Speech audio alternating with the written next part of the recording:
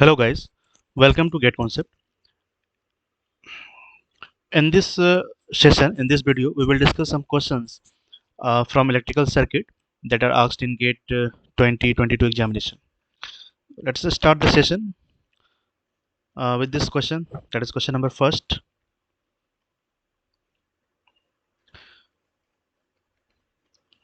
This is question number first from electrical circuit, and we will discuss all the questions that are asked in GATE 2022 examination from electrical circuit. In the circuit shown below, a three-phase star-connected unbalanced load is connected to a balanced three-phase supply of 100 root 3 volt with phase sequence given ABC. The star-connected load has ZA equal to 10 ohm and ZB equal to 2060 degree ohm. The value of ZC in ohm for which the voltage difference across the node N and N dash is 0. Four options are given. So try to solve this question.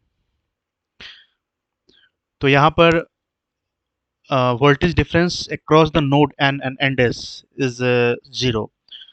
So this is an example of balanced load condition, and we know in balanced load condition IA, suppose that IA is this current, this one is the IB, and let us suppose this one is the IC,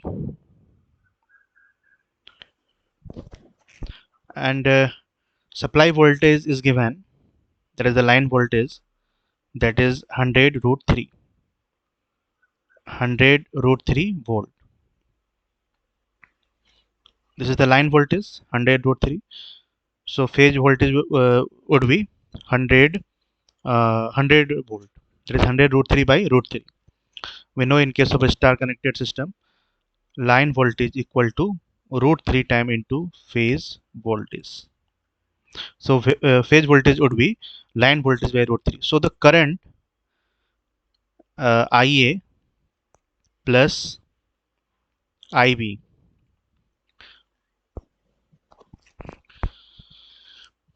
plus IC must be equal to 0.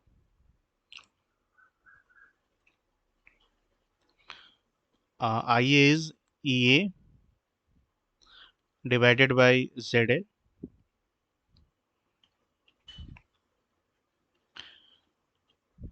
EB will be equal to EB, IB equal to EB by ZB,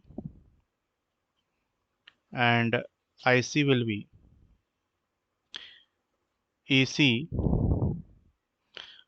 upon ZC equal to 0. The phase sequence is given as ABC. So we have the phase voltage EA, that is 100 angle 0 degree. EB will be again 100 minus 120 degree, and AC will be 100 plus 120 degree. तो ये बन जाएगा 100 angle 0 degree divided by ZA. ZA is given, that is purely resistive load, that is 10 ohm, plus EB, that is 100 minus 120 degree divided by ZB. ZB is also given, that is 20 angle 60 degree, plus EC. EC 100 angle plus 120 degree divided by ZC. और मुझे ZC निकालना है. We have to find out the value for ZC. तो इस equation को solve करना पड़ेगा. तो यहाँ से 10 हो गया angle 0 degree plus 5 angle 180 degree, again 100 upon ZC, और एंगल है 120 डिग्री इक्वल टू 0। तो ये बन जाएगा tan cos 0 that is 1 plus j sin 0 that is 0 plus 5 cos minus pi. Cos minus pi is minus 1 and minus j sin 180 degree plus 100 by zc cos 120. Cos 120 is minus half and sin 120 is root 3 by 2 equal to 0। तो ये हो जाएगा tan -5 और ये तो 0 हो गया -5 plus 100 upon ZC minus half plus j root 3 by 2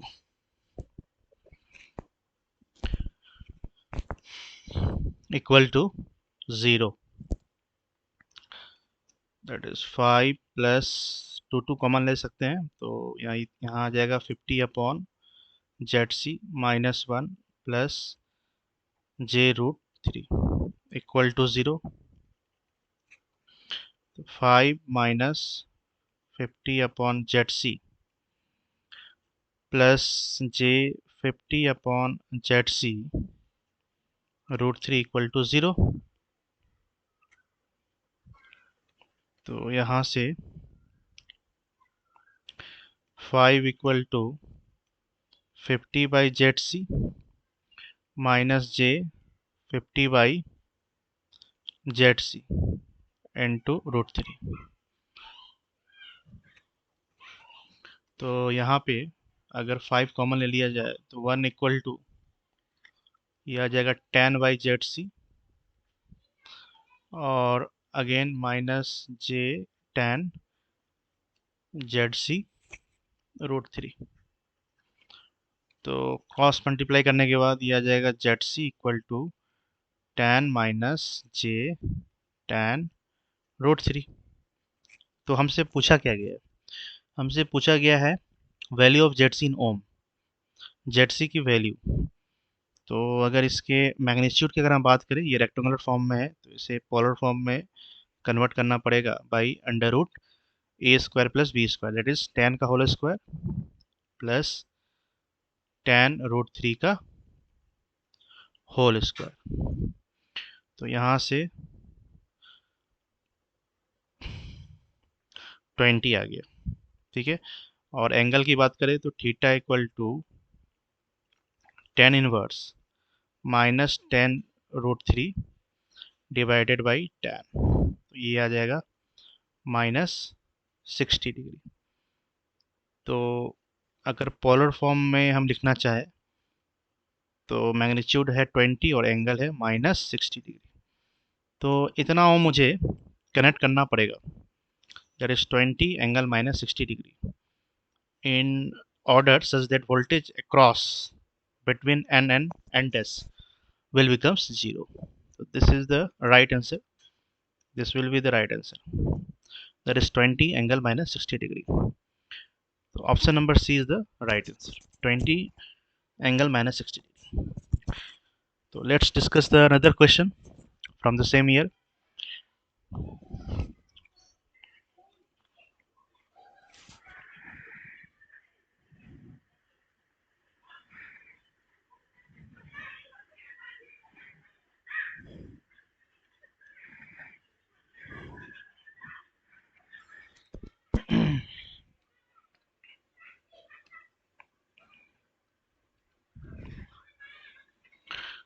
This is question number 2. This is question number 2. तो इसमें क्या कहा गया है? An inductor having a Q factor of 60 is connected in series with a capacitor having a Q factor of 240. The overall Q factor of the circuit is. तो इस तरह का क्वेश्चन थोड़ा रेयर टाइप में आता है। तो अगर इसके सॉल्यूशन की बात करें तो इंडक्टर की ये बात कर रहा है। इंडक्टर का क्यू फैक्टर गिवन है, एक्चुअली आरएल सर्किट का क्यू फैक्टर गिवन है।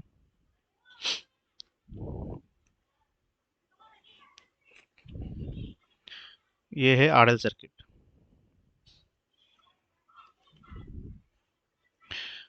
और ये सीरीज में कनेक्टेड है विद अ कैपेसिटर। तो कैपेसिटर जो सर्किट होता है वो होता है parallel combination of resistance and capacitance.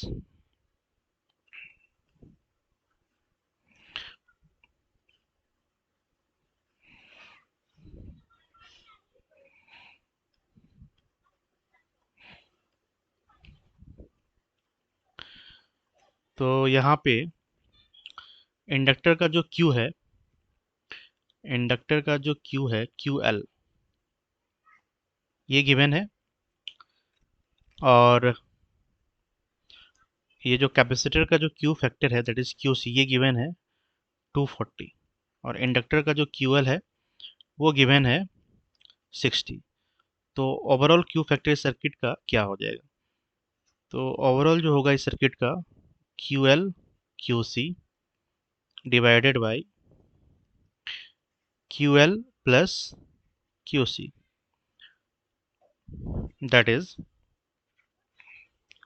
60 into 240 divided by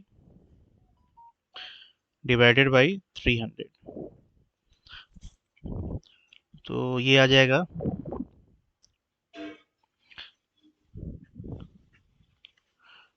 3824 48। So 48 is the right answer. The overall Q factor for this combination of circuit will be 48. 48 is the right answer. Now the next question is,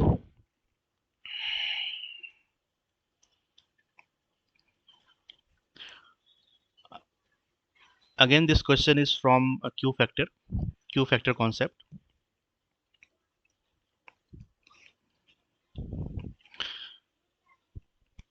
This is question number 3 of this session.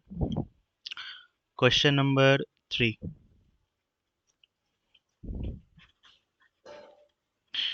The network shown below has a resonant frequency of 150 kilohertz and a bandwidth of 600 hertz. The question is asking the Q factor of the network is. So this is a direct question. We know in case of parallel connection of series connection of RL with parallel combination of C, the Q factor is simply the resonant frequency divided by bandwidth.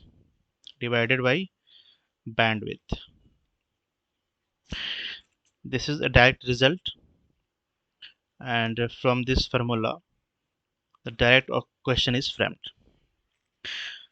That is, the Q factor of the network is resonant frequency divided by bandwidth. We all know this is the expression, this is the equation for the Q factor. So the resonant frequency is given as 150 kilohertz divided by bandwidth. Now bandwidth is 600. So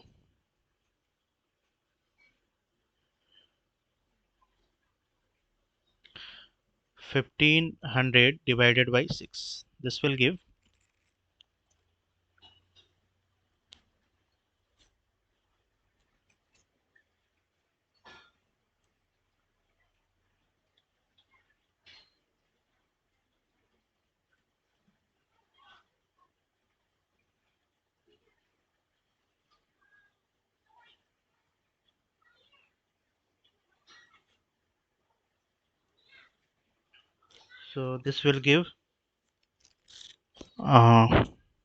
250.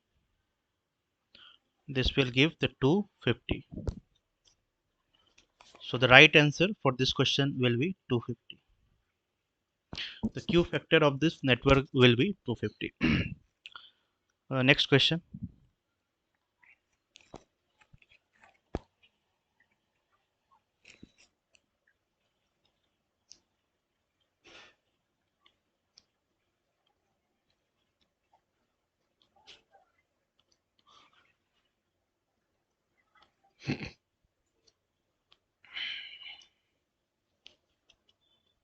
So this question is from the transient, and in circuit shown below, the switch S is closed at t equal to 0. The magnitude of the steady state voltage in volt across the 6 ohm resistor is rounded off to 2 decimal place. Okay, so the circuit is given. तो इस circuit को थोड़ा simplify किया जा सकता है. ये 6 and 3 parallel combination में है, तो इनका जो रिजल्टेंट रेजिस्टेंस होगा वो हो जाएगा 18/9, दैट इज 2 ओम. और अच्छा, ये पूछा जा रहा है इस क्वेश्चन में, the magnitude of the steady state voltage की बात कर रहा है, और स्विच को हमने क्लोज किया है एट टी इक्वल टू 0 पे. तो स्टेडी स्टेट पे we know capacitor will behave as a open circuit. Steady state में कैपेसिटर जो है वो ओपन सर्किट की तरह बिहेव करता है, ओपन सर्किट की तरह बिहेव करता है. सो यहाँ पे हम कैपेसिटर को रिप्लेस कर देंगे बाय ये open circuit, because we have to determine the magnitude of the steady state voltage in volt across the 6 ohm resistor. तो स्टेडी स्टेट में मुझे वोल्टेज निकालना है अक्रॉस द 6 ओम रेजिस्टर. तो ये ओपन सर्किट से रिप्लेस हो गया, और यहाँ पे रेजिस्टेंस कनेक्टेड है, that is the 10 Om.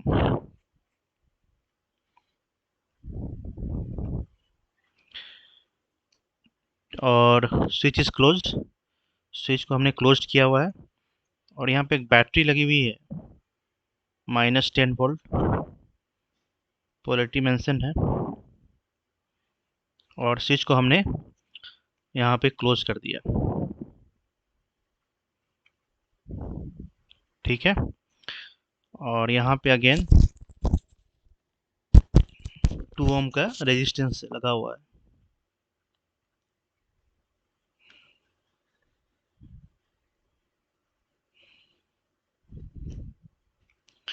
Two ohm, ये 10 ओम है, ये 2 ओम, ये ओपन सर्किट से हमने रिप्लेस कर दिया, और बैटरी की पोलैरिटी गिवन है 10 वोल्ट. ठीक है, तो ऐसा कुछ क्वेश्चन में कहा जा रहा है. तो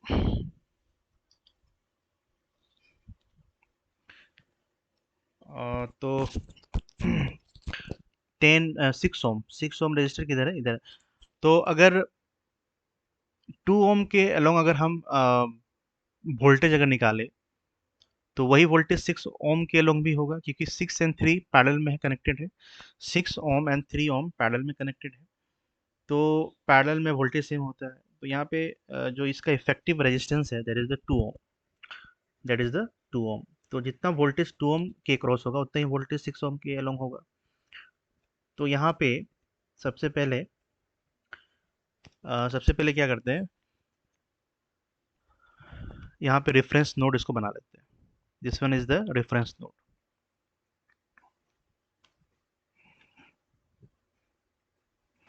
this one is the reference node. Okay, तो यहाँ का वोल्टेज 0 हो गया, और लेट अस सपोज यहाँ का वोल्टेज जो है, यहाँ का वोल्टेज V है. ठीक है, और ये ब्रांच तो ओपन है, तो इसमें कोई करंट फ्लो नहीं कर रहा होगा.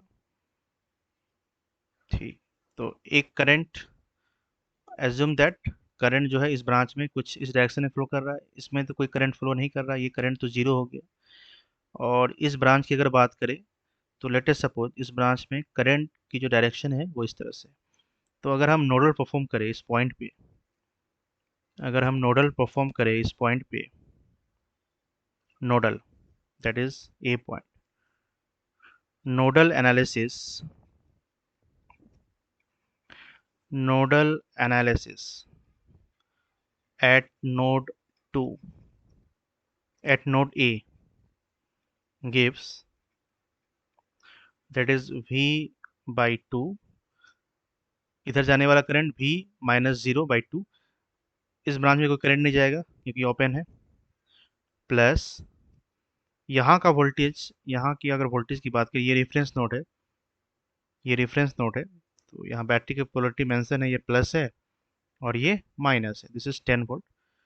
तो यहाँ का वोल्टेज कितना हो जाएगा, 10 हो जाएगा, 10 वोल्ट हो जाएगा। तो V minus 10/2 equal to 0। Two V minus 10 equal to 0। तो यहाँ से V equal to 5 volt. 5 volt is the right answer. तो this is a very simple question. This is very simple question from transient, that is 5 volt. 5 volt is the right answer for this question.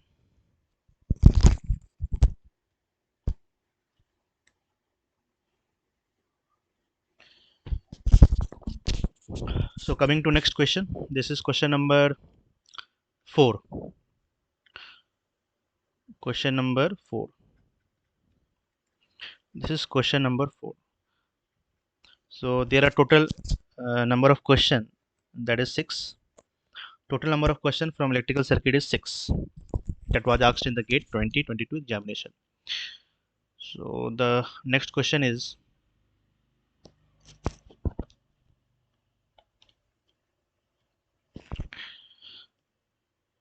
तो अभी तक हमने जितने भी questions discuss किए हैं अभी तक सारे क्वेश्चन आसान थे। ये क्वेश्चन थोड़ा ठीक है, ये क्वेश्चन गुड है, this one is the good question. This is question number 5। This is question number 5।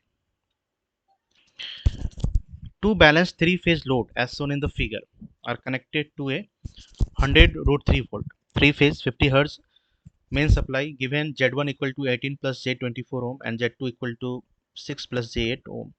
The ammeter reading in ampere is rounded off to nearest integer. तो यहाँ पे एक कॉम्बिनेशन दिख रहा होगा कि एक डेल्टा बना हुआ है, Z1 एंड Z1, ये एक डेल्टा फॉर्म कर रहा है। अगर इस डेल्टा को अगर हम कन्वर्ट कर दें स्टार में, अगर इस डेल्टा को अगर हम कन्वर्ट कर दें स्टार में, तो इसका सबसे पहले हम लोग स्टार इक्विवेलेंट निकालते हैं। ठीक है, स्टार इक्विवेलेंट निकालते हैं। तो स्टार इक्विवेलेंट कितना आ जाएगा, Z1 तीनों ही Z1 है, तो आई थिंक हम सभी को पता है Z1 divided by Z1 plus Z1 यही होता है, Z1 का होल स्क्वायर अपॉन 3Z1। तो इसका स्टार इक्विवेलेंट का जो इम्पीडेंस होगा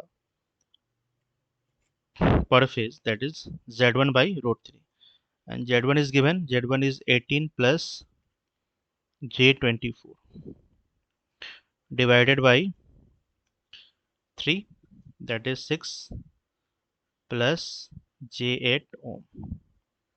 This is star equivalent. Star equivalent per phase impedance, that is 6 plus J8.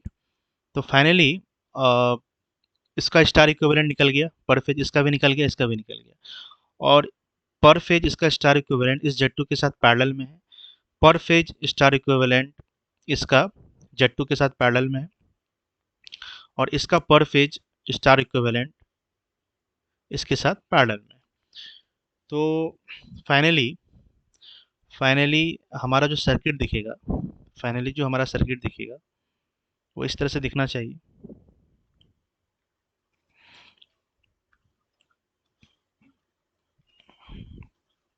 This is the ammeter,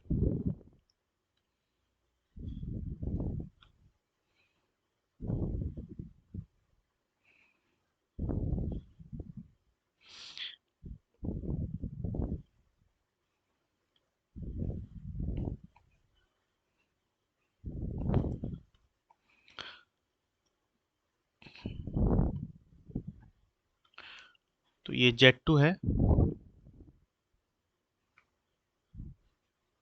और इसके साथ डेल्टा का स्टार इक्विवेलेंट है, जो कि दोनों पैरेलल में कनेक्टेड है। ठीक है, उसी तरीके से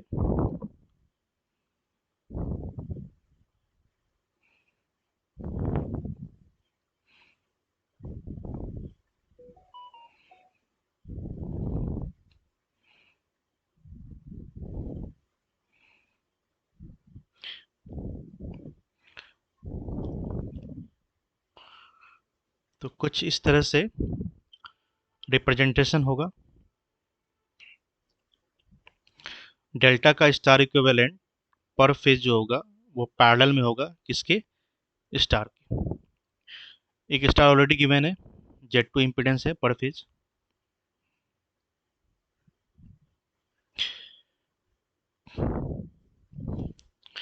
तो इस तरह का डायग्राम हमें दिखना चाहिए।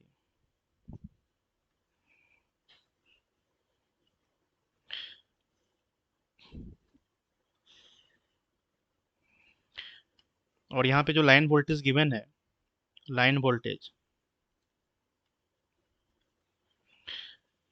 वोल्टेज जो गिवन है वो है 100√3, that is 100√3, 100√3 volt.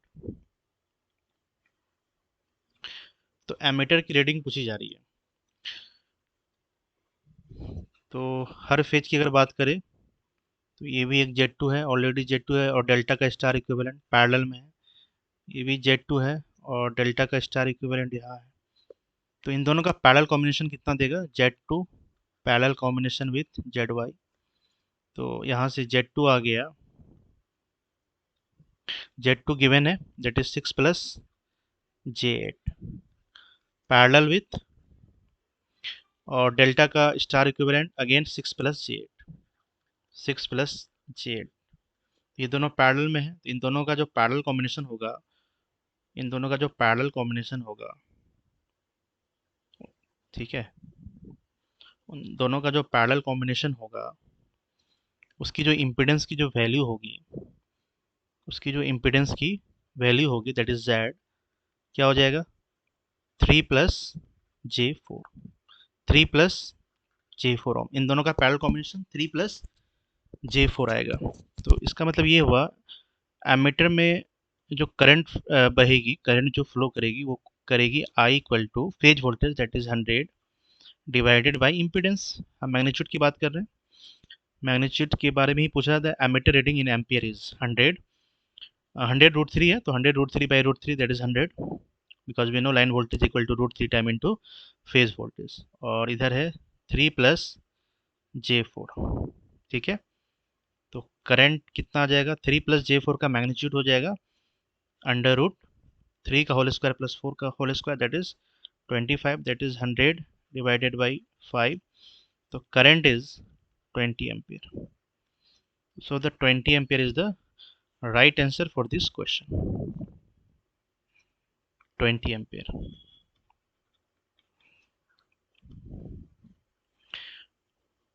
20 ampere. So this is good question from three-phase circuit. So coming to the next question and the last question, I think. Yes.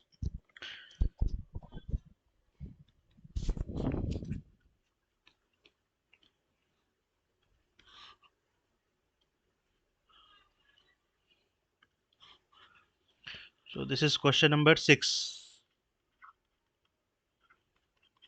and the last question from electrical circuit that was asked in the GATE 2022 examination. And the circuit shown below, the magnitude of the voltage V1 in volt across the 8 kilo ohm resistor is. तो ये एक dependent voltage source है, that is 0.5 V1। ये एक dependent current source है I, तो I यहाँ पे फ्लो कर रहा है। ये एक डिपेंडेंट वोल्टेज सोर्स है जिसकी मैग्नीट्यूड 0.5 V1 दी हुई है, और V1 जो है वो ड्रॉप है across the 8 kilo ohm resistor. तो सिंपली अगर हम यहाँ पे KVL अप्लाई करते हैं, KVL इस लूप में, ठीक है, इस लूप में अगर हम KVL अप्लाई करते हैं तो -75 प्लस कितना आ जाएगा, प्लस 2 किलो ओम है ना? यस। तो अगर वोल्टेज को हम लोग वोल्ट में लेंगे और रेजिस्टेंस को हम लोग किलो ओम में लेंगे, तो करंट जो है वो मिली एम्पियर में आएगा। ठीक है, तो हम लोग इस यूनिट का केयर करेंगे। -75 + 2 रेजिस्टेंस इन किलो ओम। ठीक है, करंट है आई मिली एम्पियर में आएगा, plus voltage drop that is 0.5 V1 equal to 0। तो यहाँ से 2I plus 0.5 V1 equal to 75, ये एक इक्वेशन बन गया। अब अगर इस 8 किलो ओम में वोल्टेज ड्रॉप की बात करें तो V1 आ जाएगा, रेजिस्टेंस है 8 इन किलो ओम और करंट I। ठीक है, तो ये V1 यहाँ से दिख रहा है 8I। तो अगर हम यहाँ पे पुट कर दें V1 की जगह 8I, तो 2I plus half into V1 that is 8I equal to 75। तो ये आ जाएगा 6I इक्वल टू 75। तो यहाँ से I निकल आया that is 75/6 in milli ampere. ठीक है, तो यूनिट का केयर करेंगे।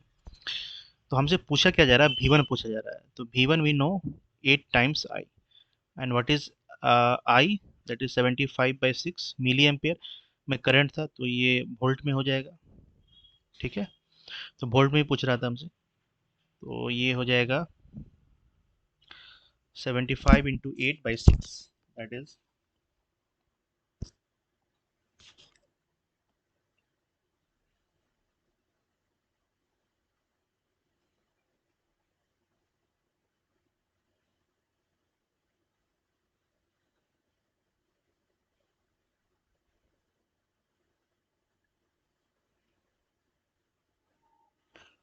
75 इंटू 8/6, ये आ गया 100 वोल्ट। ये आ गया 100 volt that is V1। So the right answer for this question is 100 volt. तो again this is very simple question. तो इलेक्ट्रिकल सर्किट से कुछ ज़्यादा टफ क्वेश्चन नहीं थे, एक क्वेश्चन थोड़ा सा गुड था, बाकी क्वेश्चन नॉर्मल ही थे। तो this was our last question from electrical circuit that was asked in the GATE 2022 examination. Okay, thank you.